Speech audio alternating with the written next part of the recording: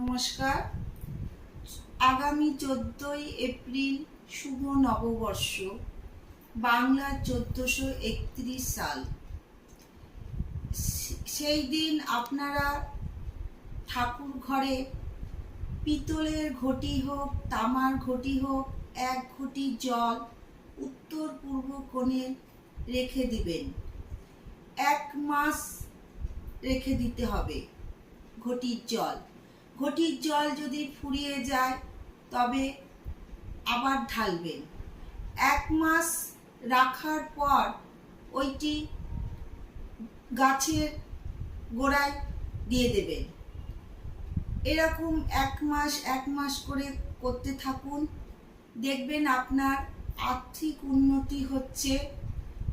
বাড়িতে বাস্তুর দোষ থাকলে কেটে যাবে। শরীর